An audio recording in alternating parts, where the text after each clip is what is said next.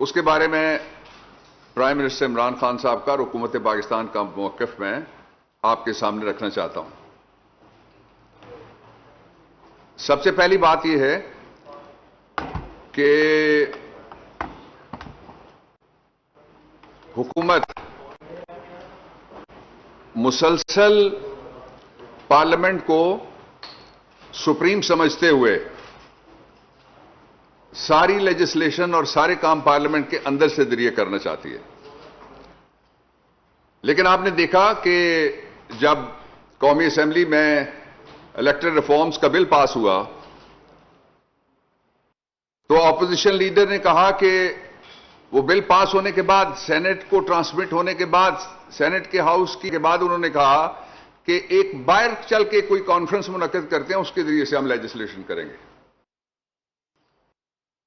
Speaker से दरखास्त की गई थी दोनों तरफ से, गवर्नमेंट की तरफ से भी और ऑपोजिशन की तरफ से भी, जिसके नतीजे में स्पीकर साहब ने कमेटी बना दी और वो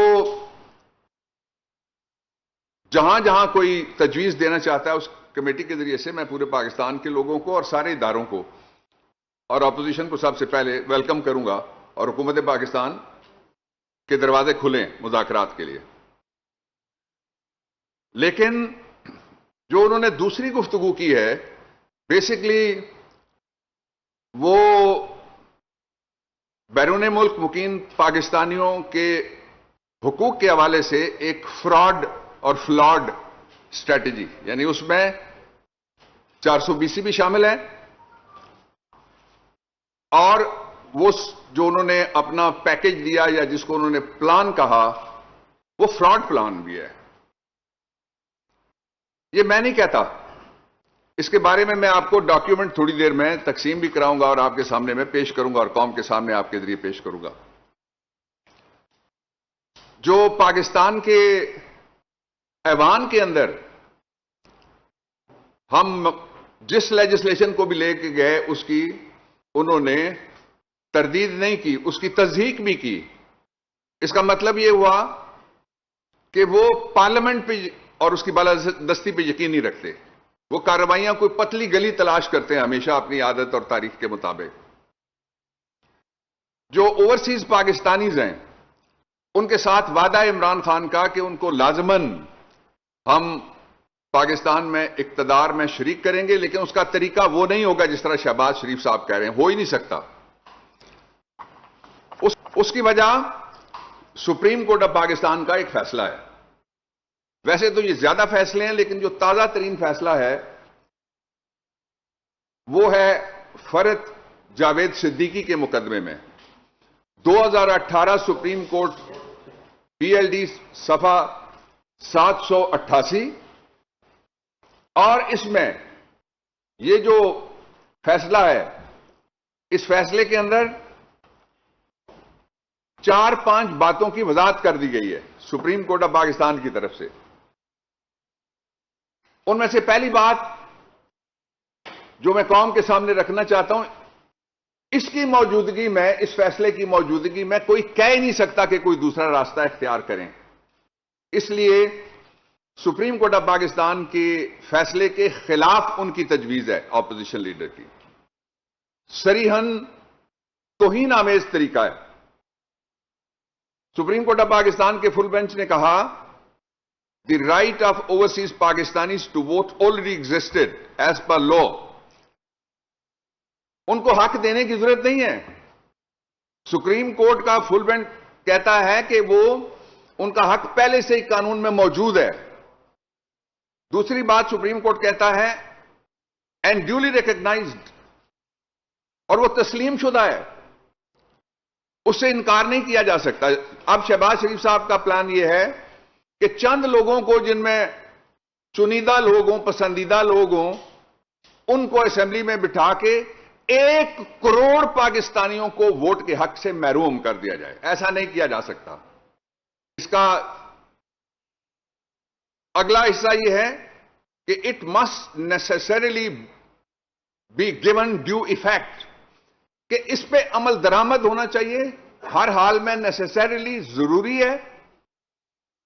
और इससे शहबाज शरीफ साहब और उनकी पार्टी इनकारी हो गए।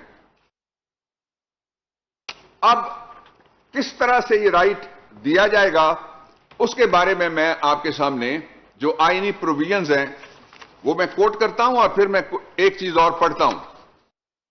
आईनी प्रोविजंस है आइन का आर्टिकल 17, आइन का आर्टिकल 19 और 106(2). ये तीनों हक देते हैं और ओवरसीज पाकिस्तानीज का ये बुनियादी हक है जो शहबाज शरीफ साहब की तजवीज के जरिए से खत्म नहीं किया जा सकता। और जो 106 है उसमें लिखा हुआ क्या है जी, ये जरा मैं आपको बताता हूं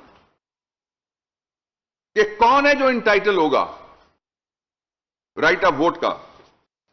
he is a citizen of Pakistan. Pakistan का हर एक शहरी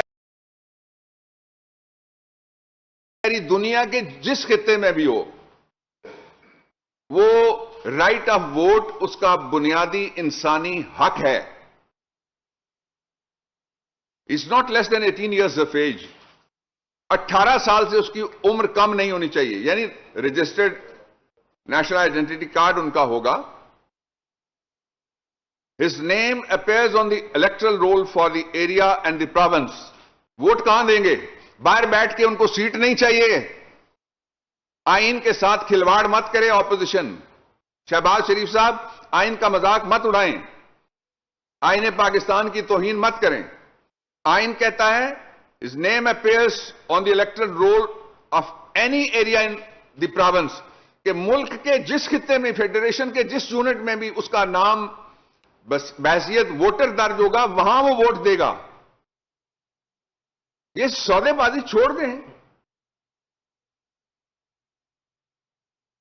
कि हर बात पे सौदेबाजी के लिए जी आ जाएं, इस पे सौदेबाजी कर लेते हैं। मैं आपको बतौर वकील अपनी राय देना चाहता हूं।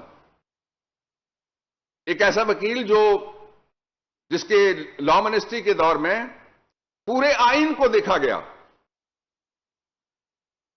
और सुप्रीम कोर्ट ऑफ पाकिस्तान में सैकड़ों से ज्यादा मुकदमात आईनी उनमें मैं पेश हुआ, कभी एक तरफ से कभी दूसरी तरफ से। अगर कोई पूरी असेंबली भी मिलकर कहना चाहे कि उनको कोई सौदेबाजी के जरिए से हम उनके हक से महरूम करें, तो ऐसा करने से आइन का आर्टिकल 8 मना करता है। वो कहता है बुनियादी हुकूक के मुतसादम कानून साजी भी नहीं हो सकती। दो चीजों के खिलाफ पाकिस्तान में कानून साजी नहीं हो सकती, एक कुरान और सुन्नत, हुजूर मोहतरम सल्लल्लाहु अलैहि वसल्लम पे हमारी हजार जाने कुर्बान, हदीस के हवाले से, और दूसरी कानून साजी नहीं हो सकती जो बुनियादी हुकूक से मुतसादिम है। इसलिए मैं उनको कहना चाहता हूं कि आपने जो गुफ्तगू करनी है पार्लियामेंट का फोरम इस्तेमाल करें, पतली गली मत ढूंढें। और सिर्फ एक शर्त है और वो ये है कि अगर किसी को कॉम्पिटेंट कोई अदालत है, वो अनसाउंड माइंड का कि ज़हनी तौर पे दुरुस्त नहीं है, ज़ाहिर है उसके लिए पहले मेडिकल बोर्ड होते हैं, तो वो एक सूरत ही है जिस सूरत में किसी को महरूम किया जा सकता है। अब मैं आपको दूसरी बात यह बताना चाहता हूं कि पार्लियामेंट को सुप्रीम गर्दानते हुए हुकूमत पाकिस्तान इसी हफ्ते जो हमारे मगरबी बॉर्डर के पार अमरीकी फौजों के इनखला के हवाले से माहौल पैदा हो रहा है, उस पे पार्लिमानी लीडर्स को ब्रीफ किया जाएगा। जो हमारे मुतल्लिका इदारे हैं वो करेंगे। इसलिए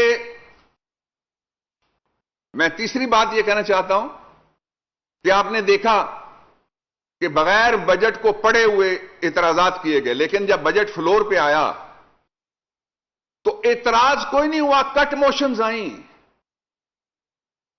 और कट मोशंस किस में आई? वो सारे इदारे जो एहतसाब करते हैं, माली एहतसाब करते हैं, माली बदउनवानी का एहतसाब करते हैं, करप्शन का एहतसाब करते हैं, किक बैक का एहतसाब करते हैं। मतलब क्या था कि एक ग्रैंड एनआरओ, सब इदारों के फंड बंद करो, खुद ही मर जाएंगे। इन सारे इदारों के फंड्स में इमरान खान की हुकूमत आने के बाद इजाफा किया गया है और उसका सबब है ये इदारे पहले हाथ खड़ा कर देते थे, अब वहां हाथ डाल रहे हैं जहां कभी किसी ने हाथ नहीं डाला था पाकिस्तान की 73 साल तारीख में। मैं चाहूंगा कि ये आपके खिदमत में पेश कर दी जाए, जो एक समझने के लिए एक पेपर है और एक जजमेंट है कॉन्स्टिट्यूशन के उन 3 आर्टिकल्स को समझने के लिए, और एक जजमेंट है। ये सारी आप में अभी हम तकसीम कर देते हैं। 2 बातें कह के मैं चाहूंगा कि फरूख हबीब साहब minister of state for information वो भी आपसे बात करेंगे। पहली बात यह है कि पंजाब में भी, केपी में भी, बलूचिस्तान में भी और मरकज में भी हम और हमारे इत्तेहादी पाकिस्तान तहरीक इंसाफ, प्राइम मिनिस्टर इमरान खान और उनके इत्तेहादी, हम आइन की बालादस्ती में यकीन रखते हैं और वही रवायत हम आगे बढ़ाना चाहते हैं। आपने देखा जिस तरह से बजट को रोकने की कोशिश की गई बलूचिस्तान असेंबली में, दुनिया की तारीख में ऐसा कोई वाकया आप नहीं बता सकेंगे। और जिस तरह जो कुछ यहां हुआ वो भी नेक नामी नहीं था। कहा है जिसके ऊपर बहस हो रही है, मैं एक कमेंट वो भी दे देता हूं। अदालत ने यह कहा है कि जब वो वापस आएंगे तो रिसरेक्शन के लिए यानी दोबारा केस बरामद करने के लिए दरखास्त दे सकते हैं, लेकिन साथ शर्त यह लगाई है कि उस दरखास्त का फैसला भी कानून के मुताबिक होगा। और कानून जनरल मुशर्रफ के केस में ले डाउन कर चुकी है, सुप्रीम कोर्ट ऑफ पाकिस्तान में भी हुआ, नीचे भी हुआ, कि मफरूर और उससे पहले हयात बख्श केस में कि मफरूर को आईनी हुकूक हासिल नहीं रहते, ऐसा मफरूर जो पाकिस्तान की अदालत को और आइन को और कानून को न मानता हो।